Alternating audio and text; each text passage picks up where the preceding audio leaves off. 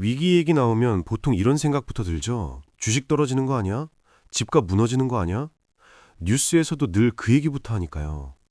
유튜브 알고리즘도 그런 영상들만 띄워주고요. 댓글 보면 다들 걱정하시더라고요.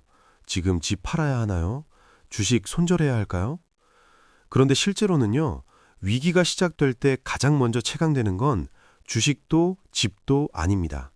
그것보다 훨씬 먼저 느껴지는 게 있어요. 오늘은 뉴스에서는 잘 안 다루지만 우리 일상에서 제일 먼저 느끼게 되는 자산 이야기 세 가지를 정리해 보겠습니다. 불편할 수도 있지만 그만큼 현실적인 이야기입니다. 본론 들어가기 전에 하나만 먼저 맞춰볼게요. 여기서 말하는 자산은 주식, 부동산, 코인 이런 투자 얘기가 아닙니다. 제가 말하는 자산은 이거예요. 상황이 안 좋아졌을 때도 나를 버텨주고 지켜주는 것. 비유 하나 들어볼게요. 맑은 날엔 우산 있는지 없는지 신경도 안 쓰잖아요. 그런데 비 오는 날엔 우산 하나가 하루를 완전히 바꿉니다. 있으면 편하게 걷고 없으면 비 맞으면서 뛰어야 하죠. 평소엔 잘 안 느껴지다가 막상 필요할 때 가치가 확 느껴지는 것. 그게 진짜 자산입니다. 이 얘기하면 많이들 이렇게 말씀하세요. 그래도 현금은 제일 안전하지 않나요? 통장에 돈 있으면 되는 거 아니에요? 비상금만 있으면 버틸 수 있잖아요. 현금이 왕이라며 완전히 틀린 말은 아닙니다. 다만 반만 맞아요.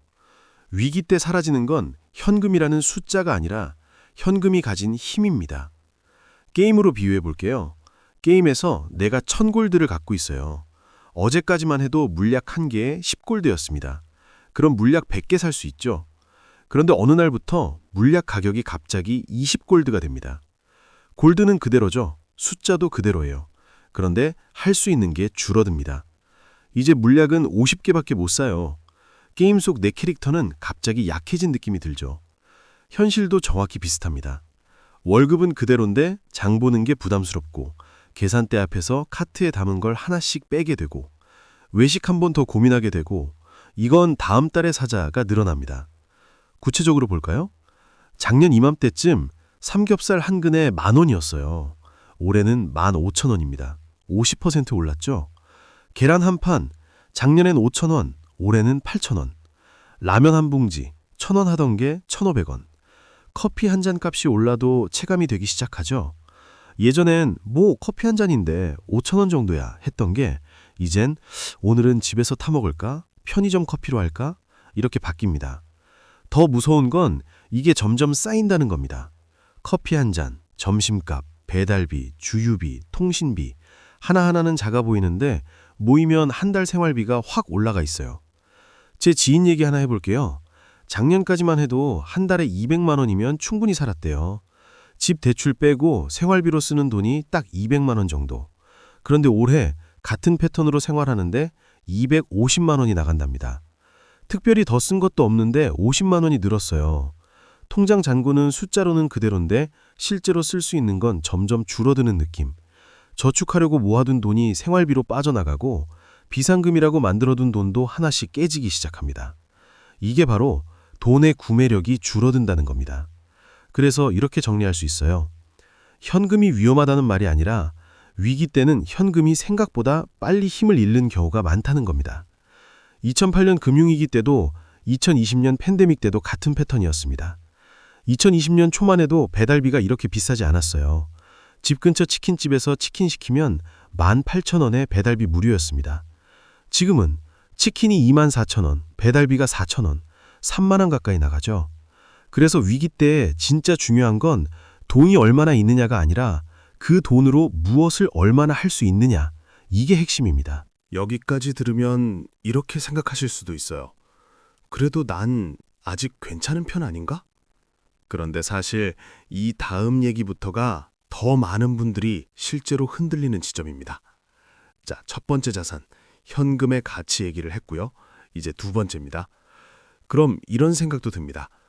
그래도 회사 다니면 괜찮지 않나? 정규직이면 안전하잖아. 해고만 안 당하면 버틸 수 있잖아. 저도 예전엔 그렇게 생각했어요.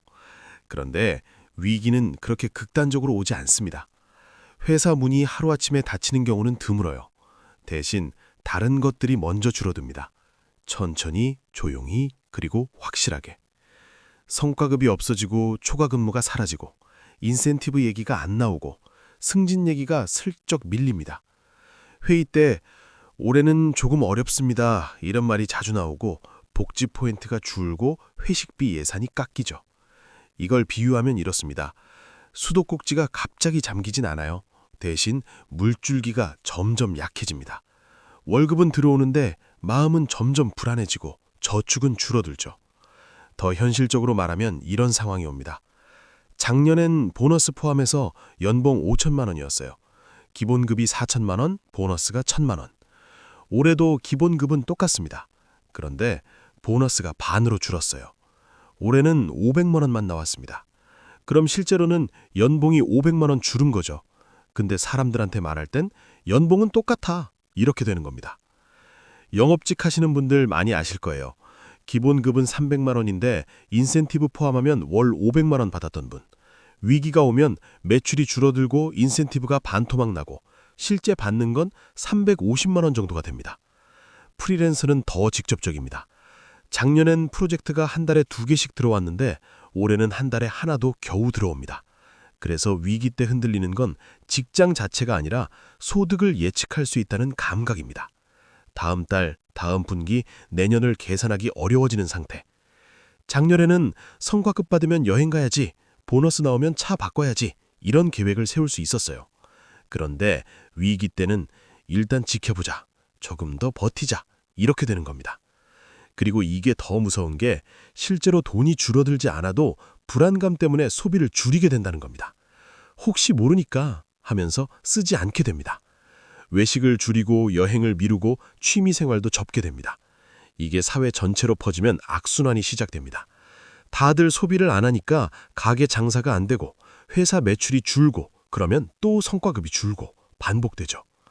그래서 위기의 시작은 실제 돈이 줄어드는 게 아니라 줄어들 것 같다는 불안감에서 시작되는 경우가 많습니다. 이게 두 번째로 사라지는 자산이에요. 소득의 예측 가능성. 다음 달을, 다음 분기를, 내년을 계산할 수 있다는 감각. 이게 사라지면 아무리 월급이 들어와도 불안한 겁니다. 이쯤에서 그래도 돈 얘기, 월급 얘기 아니야? 이렇게 느끼실 수도 있어요.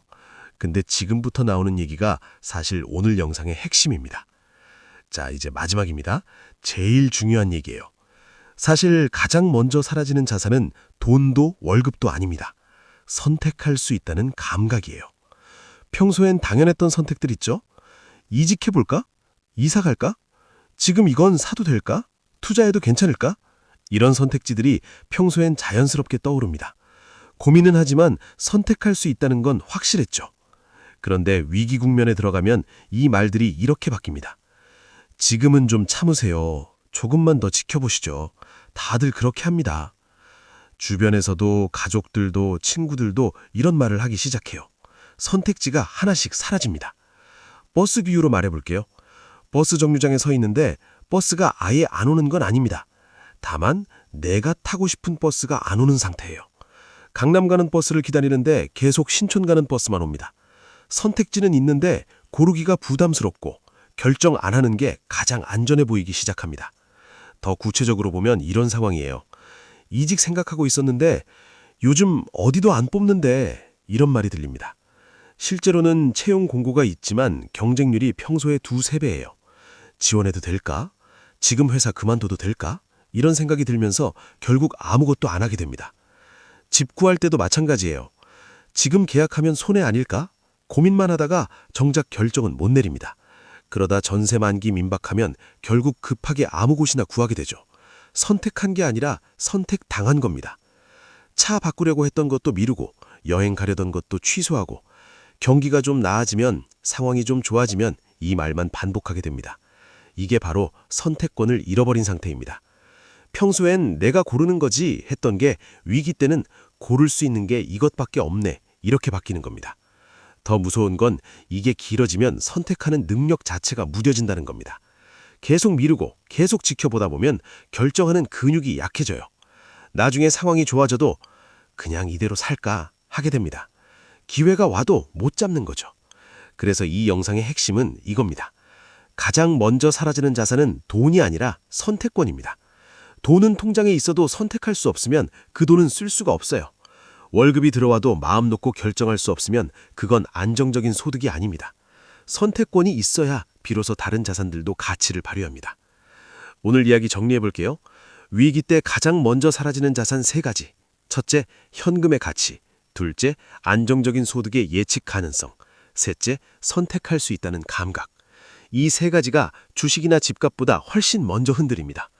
이 이야기가 조금 불편하게 느껴졌다면 그건 오히려 자연스러운 반응입니다. 아직 생각해 볼 여지가 남아있다는 뜻이니까요.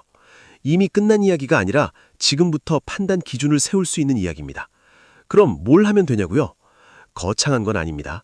현금의 가치를 지키려면 물가에 민감해지는 것, 매달 고정 지출을 체크하고 작년과 비교해 보세요. 그리고 현금만 갖고 있지 말고 물가를 따라가는 자산도 함께 가져가세요. 소득의 안정성을 높이려면 한 곳에만 의존하지 않는 것, 회사 월급만 믿지 말고 부수입을 만들어주세요. 작은 것부터 시작하면 됩니다. 취미로 하던 걸 수익화해보거나 주말에 틈틈이 강의를 하거나 블로그나 유튜브로 조금씩 쌓아가는 것. 선택권을 유지하려면 평소에 옵션을 만들어두는 것. 이력서를 계속 업데이트하고 네트워크를 유지하고 새로운 기술을 배우고 시장 상황을 체크하세요. 당장 이직할 생각이 없어도 언제든 갈 수 있다는 감각을 유지하는 겁니다. 그게 진짜 안정감이에요. 하나씩만 해도 위기 때 버틸 수 있는 힘이 생깁니다. 완벽하게 준비할 순 없어요. 하지만 준비하는 것과 안 하는 것의 차이는 분명히 있습니다. 위기는 언제 올지 모르지만 준비는 지금부터 할 수 있습니다. 오늘 이야기가 조금이라도 도움이 되셨으면 좋겠습니다. 오늘 이야기는 여기까지입니다. 돈으로 인생을 이해하고 인생으로 돈을 다시 바라보는 이야기. 도움이 됐다면 좋아요. 다음 편도 보실 분은 구독으로 함께 해주세요.